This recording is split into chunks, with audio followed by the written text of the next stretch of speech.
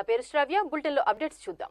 నెల్లూరు జిల్లా జువ్వలదిన్నెలో తమిళ బోట్ల వివాదంపై వైసీపీ కూటమి ప్రభుత్వంపై విమర్శనాస్త్రాలను సంధిస్తూనే ఉంది.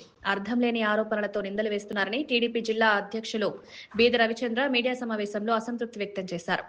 అక్రమంగా చొచ్చుకొచ్చారని, కారైకల్ బోట్లపై తమిళనాడు, ఆంధ్ర జాలర్లు కలిసి బోట్లను బంధించి తిరిగి వదిలివేస్తే బీద మస్తన్రావుపై నిందలు వేస్తారని రవిచంద్ర అంటున్నారు. జువ్వలదిన్నె హార్బర్ కు పిడికెడు మట్టి వేసి వైసీపీ పాలకులు ఇప్పుడు పసలేని విమర్శలు చేస్తున్నారని బీద రవిచంద్ర మండిపడ్డారు.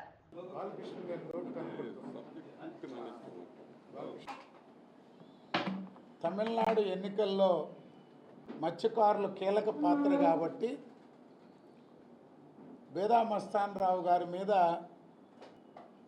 స్టాలిన్ గారు ఏదో మాట్లాడి ఒత్తిడి చేసి తెప్పించుకున్నారు.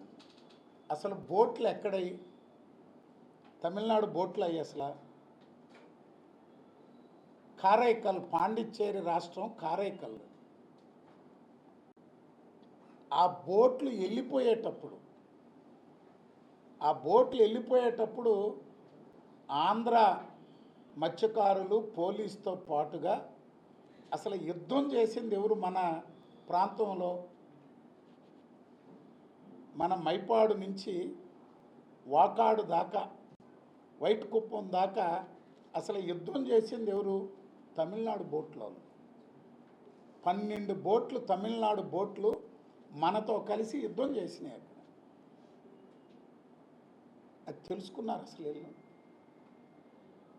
కారైకల్ బోట్స్తో ఆంధ్రప్రదేశ్కి, తమిళనాడుకి, ఆ ప్రాంతం ఉన్న పాండిచ్చేరికి, వారికి దక్షిణంగా ఉన్న శ్రీలంకకి కారైకల్ బోట్స్తో తమిళనాడు, పాండిచ్చేరిలో ఒక ప్రాంతం, ఆంధ్రప్రదేశ్ అనేక సంవత్సరాలుగా వాళ్ళు ఇబ్బంది పెడుతున్నారు.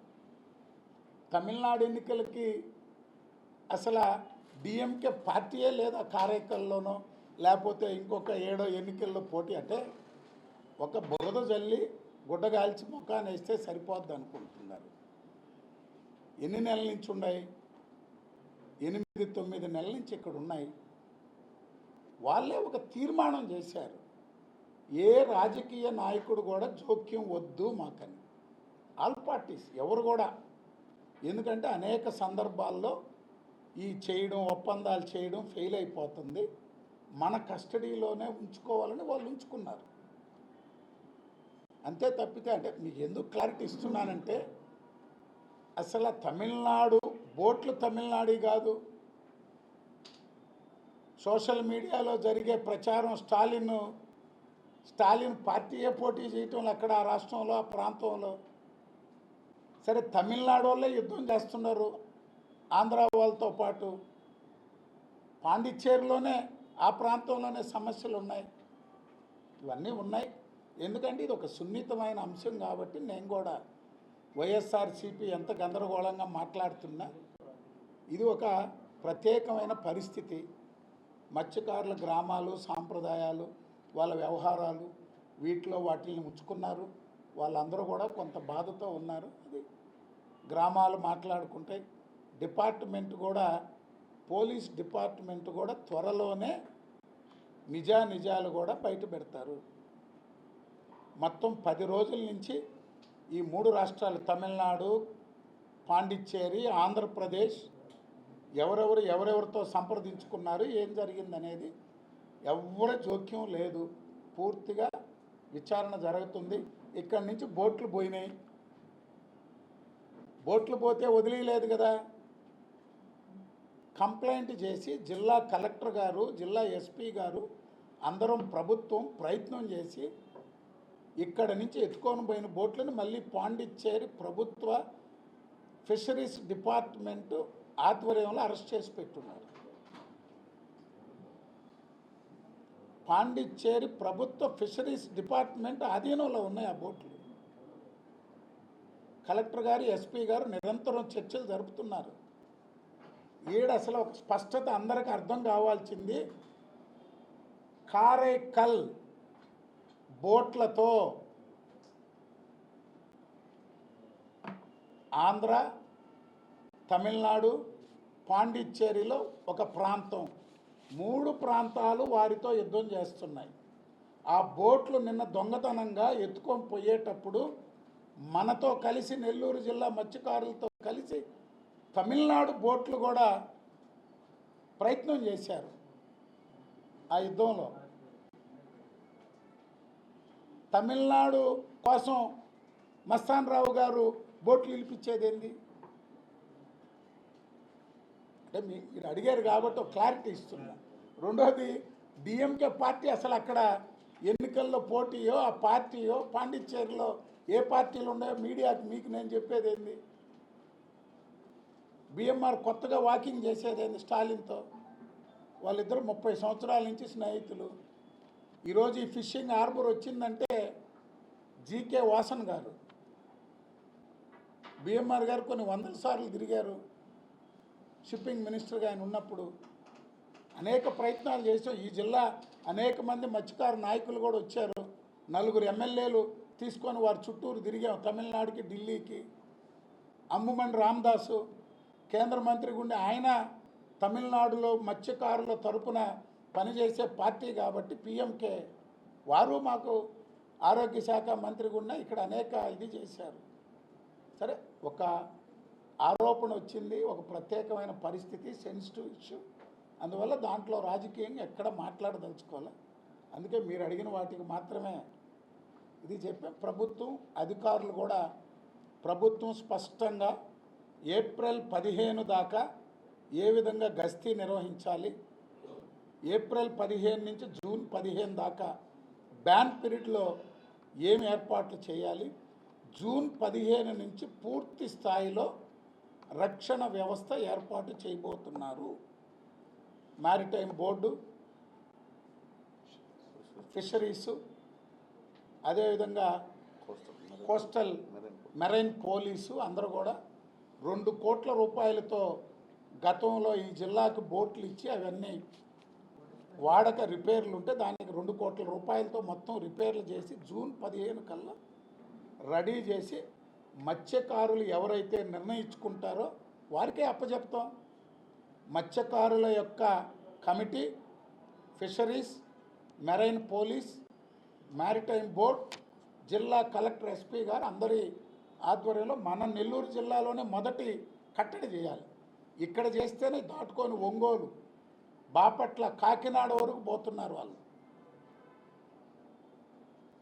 ఆ కారైకల్ బోట్స్, అందువల్ల దాని మీద చాలా స్ట్రాంగ్గా ఒక ఇది చేయాలనేటువంటి ఆలోచనతో ప్రభుత్వం మొత్తం అన్ని టీం పంపించారు, మాట్లాడారు. జిల్లా కలెక్టర్ గారు, ఎస్పీ గారు, fisheries department, maritime board chairman అందరం కలిసి జూన్ 15 నాటికి పూర్తి స్థాయి ఒక రక్షణ వ్యవస్థను ఏర్పాటు చేయాలి. టెంపరీగా ఏప్రిల్ 15 దాకా ఆల్రెడీ స్టార్ట్ చేశారు, తిరుగుతున్నారు. ఒక బోట్ను కూడా పట్టుకున్నారు. త్వరలోనే మత్స్యకారుల యొక్క ఎవరైతే ఉన్నారో వాళ్ళతో జిల్లా యంత్రాంగం సమావేశం అవుద్ది. హార్బర్ది కూడా చైర్మన్ గారు చెప్పారు 3 నెలల్లో పనులన్నీ పూర్తి చేసి. ఇప్పుడు ఆ హార్బర్ గురించి మాట్లాడే నాయకులు రామిరెడ్డి ప్రతాప్ రెడ్డి అసలు మట్టి రోడ్డు వేసా ప్రతాప్ రెడ్డి నువ్వు హార్బర్కి? అసలు మట్టి రోడ్డు వేసావా హార్బర్కి?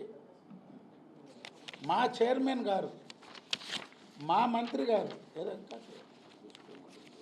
మా చైర్మన్, మా మంత్రి గారు తెలుగుదేశ ప్రభుత్వం వచ్చాక హార్బర్కి మేము తీసుకొస్తే వచ్చి రోడ్లకి బ్యాలెన్స్ 22 కోట్లు ఇచ్చిపోయారు. ప్రతాప్ రెడ్డి మాట్లాడుతున్నాడు గోవర్ధన్ రెడ్డిని పెట్టుకొని హార్బరు రోడ్ వేయలా. కనీసం వాళ్ళు హార్బర్లోకి వచ్చేదానికి బ్రిడ్జి గట్ల. నెల్లూరు జిల్లా పరిశీలకుడు మేడా రఘునాథరెడ్డి, రామిరెడ్డి ప్రతాప్ రెడ్డి, ఆనాటి మంత్రి కాకాని గోవర్ధన్ రెడ్డి ముగ్గురు కలిసి హార్బర్కి రోడ్డు వేయలా.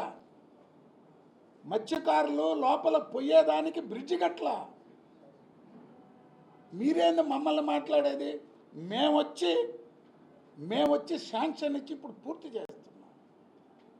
అన్నీ చేసి మా వాళ్ళని పెట్టి సౌత్ ఇండియాలోనే ఒక మోడల్ ప్రాజెక్ట్ జువల్దిని ఫిషింగ్ హార్బర్. అది ఎవరిది? మాది. మేము తెచ్చాం. మా ఘనత, మా చంద్రబాబు నాయుడు గారు, మా వెంకయ్య నాయుడు గారు ఇచ్చినవి. మీరెవరే మాట్లాడేదానికి? కాంట్రాక్టులు చేసుకొని దోచుకున్న మీరు మా ప్రభుత్వం గురించి, మా నాయకుల గురించి మాట్లాడుతున్నారు. మార్చి 7, 9 తారీఖుల్లో జగన్మోహన్ రెడ్డి ముఖ్యమంత్రి. రాజశేఖర రెడ్డి 5 సంవత్సరాలు ముఖ్యమంత్రిగా ఉన్నాడు. రాజశేఖర రెడ్డి 5 సంవత్సరాలు ముఖ్యమంత్రిగా ఉన్నాడు. 2003లో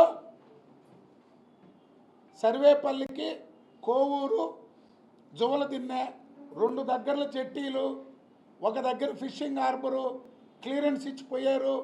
5 సంవత్సరాలు రాజశేఖర రెడ్డి కట్టాడా? 5 సంవత్సరాలు రాజశేఖర రెడ్డి కట్టాడా ముఖ్యమంత్రిగా? 2014లో మేము వచ్చి కనీసం కిరణ్ కుమార్ రెడ్డి గారు, ఆనాటి మంత్రి రామనారాయణ రెడ్డి గారన్న దానికి ఒక సర్వేకి డబ్బులు ఇచ్చారు. దానికి ఒక ఏజెన్సీని ఫిక్స్ చేశాడు కిరణ్ కుమార్ రెడ్డి గారు ముఖ్యమంత్రిగా. రామనారాయణ రెడ్డి గారు నెల్లూరు జిల్లా తెలుగుదేశం పార్టీ ఎమ్మెల్యేలు అందరూ పోయి కలిస్తే సర్వేకి దీన్ని అసలు ఫీజిబిలిటీ రిపోర్ట్ అన్న తయారు చేయమన్నారు. రాజశేఖర రెడ్డి ఇక్కడి నుంచి అక్కడ దాకా జీవో ఇచ్చిపోయాడు. వీళ్ళ మహానాయకుడు. మేమిచ్చింది టెండర్ పిలుచుకొని కమిషన్లు కొట్టిన వీళ్ళేంది మా గురించి మాట్లాడేది? ఏంది ఆయన తెచ్చేది? గయాజు, నువ్వు కూడా సీనియర్ రిపోర్టర్, మీకు తెలియదు. ఒరే, మార్చి 7వ తారీఖు ముఖ్యమంత్రి ఎవరయ్యా? మార్చి 7వ తారీఖు ముఖ్యమంత్రి ఎవరు? 2019 మార్చి 7వ తారీఖు ముఖ్యమంత్రి ఎవరు? కేంద్ర ప్రభుత్వం 7, 9వ తారీఖు మొత్తం అయినాయి. అవి కూడా చెప్పా, 3 నెలలు ఇది లేదు. కేంద్ర రాష్ట్ర ప్రభుత్వం ఎన్డీఏకి తెలుగుదేశం పార్టీకి విభేదాలున్నా 6 నెలలు లేట్ అయింది. 6-7 నెలలు మీటింగులు పెట్టల. ఆంధ్రప్రదేశ్ ప్రాజెక్టులు అప్రూవల్ కాలా. అందుకే చెప్పా, ఈ ఘనత ఈరోజు ఫిషింగ్ హార్బర్ ఇక్కడ ఉందంటే వెంకయ్య నాయుడు గారు చివరిలో ప్రభుత్వాలకు విభేదాలు రావచ్చు, పార్టీలకు విభేదాలు రావచ్చు, మత్స్యకారుల ప్రయోజనాలకు ఇబ్బంది కలగకూడదని శాంక్షన్ ఇప్పించాడు. అది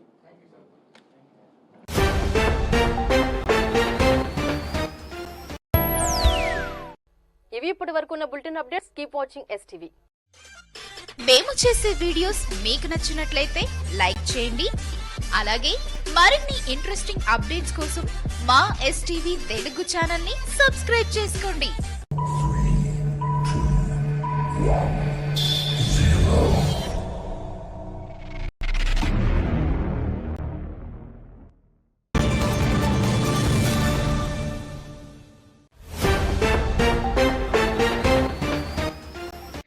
శ్రీ పొట్టి శ్రీరాములు నెల్లూరు జిల్లా అనంతసాగర మండలం సంజీవ్ నగర్ గ్రామానికి చెందిన Panyam Vijay state bank of India Atmakur branch లో శాలరీ ఖాతా కలిగి ఆత్మకూరు విద్యుత్ శాఖలో లైన్మెన్ గా విధులు నిర్వహిస్తూ ఇటీవల మృతి చెందారు. విధి నిర్వహణలో ఉండగా మృతి చెందడంతో బ్యాంకులోని శాలరీ ఖాతా ద్వారా ₹1 కోటి మృతుడు విజయ్ కుటుంబ సభ్యులకు అందజేశారు. ఆత్మకూరులోని విద్యుత్ శాఖ కార్యాలయంలో SBI Nellore regional manager Satyanarayana Swamy, విద్యుత్ శాఖ డివిజనల్ ఎగ్జిక్యూటివ్ ఇంజనీర్ భానునాయక్ ఆధ్వర్యంలో మృతుడు విజయ్ భార్య అరుణకు వారి కుటుంబ సభ్యులకు ₹1 కోటి చెక్కును అందించారు. ప్రభుత్వ నిబంధనల ప్రకారం తమ ఖాతాదారులకు SBI ఎప్పుడూ అండగా ఉంటుందని రీజనల్ మేనేజర్ సత్యనారాయణ స్వామి తెలిపారు. ఈ కార్యక్రమంలో విద్యుత్ శాఖ divisional executive engineer Bhanunayak, SBI chief manager Sitarama Sharma, Atmakur SBI branch manager Mohammed Munwar, assistant manager Sheikh Sharif పాల్గొన్నారు. శాలరీ అకౌంట్ మన దగ్గర బ్యాంక్లో ఉంటే ఎంత ఇంపార్టెన్స్ ఉంటుంది, దానివల్ల ఏ బెనిఫిట్స్ మీకు వస్తాయి, స్టాక్ సంబంధించిన బెనిఫిట్స్ అని చెప్పి మీకు అవేర్నెస్ ప్రోగ్రామ్ ఇద్దామని చెప్పి ఇక్కడ చెప్పాము. State government salary package, government state bank of ఇండియాలో ఒక ప్రోడక్ట్ ఉందన్నమాట, SGSP state government salary package account. ఆ అకౌంట్ మన దగ్గర ఉంటే ఓన్లీ వాళ్ళు ఎక్స్ట్రా పే చేయడం లేదు, ఓన్లీ శాలరీ రెగ్యులర్గా మన అకౌంట్లో పడాలి. State bank of India, SBI అకౌంట్లో పడాలి. వాళ్ళ పాస్బుక్లో చూసుకుంటే ఎస్బీఐ అనే ప్రొడక్ట్ కోడ్ కనబడాలి. అది కనబడితే వాళ్ళకి బెనిఫిట్స్ ఉన్నాయి. ఆ బెనిఫిట్ వివరంగా ఆయన చెప్తారు. అయితే మన దగ్గర ఏం జరిగిందంటే దానిలో మెయిన్ బెనిఫిట్ ఏంటంటే డైరెక్ట్గా 1 crore ఇన్సూరెన్స్ ఉంటుంది. ఏదైనా జరిగితే మనిషికి వాళ్ళ ఫ్యామిలీ మెంబర్కి నామినీకి 1 crore ఇది ఉందన్నమాట, బెనిఫిట్ ఉంది. డైరెక్ట్గా ఏమి కట్టే పని లేకుండా అమౌంట్ వచ్చి వాళ్ళకి ఇస్తాం. అది మన దురదృష్టవశాత్తు మన దగ్గర జరిగింది ఒకటి. కానీ బ్యాంకు మనిషిని తేలేదు కాబట్టి వాళ్ళు చేసిన క్రమకి కానీ మన దగ్గర అకౌంట్ పెట్టినందుకు గాను బ్యాంకే ₹1 కోటి వాళ్ళ ఫ్యామిలీకి అందజేయడానికి దాని ప్రొడక్ట్ తాలూకు దానిలో గొప్పతనం. అది ఇవ్వడానికి మేము ఈరోజు సమావేశం ఏర్పరిచాం. దాంట్లో ఇదే కాకుండా ప్రొడక్ట్లో చాలా ఫీచర్స్ ఉన్నాయి. తక్కువ ప్రీమియంకి హెల్త్ ఇన్సూరెన్స్ కానీ, అలాగే లాకర్ ఫీజులో కన్సెషన్స్ కానీ, అలాగే ఏటీఎం కార్డు. మనకి మామూలు ఏటీఎం కార్డు అయితే 40,000 ఉంటే వీళ్ళకి 50,000, ₹1,00,000 కూడా ఉంటుంది పర్ రోజుకి. అలా ఒక్కొక్క దాంట్లో ఒక డిఫరెంట్ ఉన్నాయి అనమాట.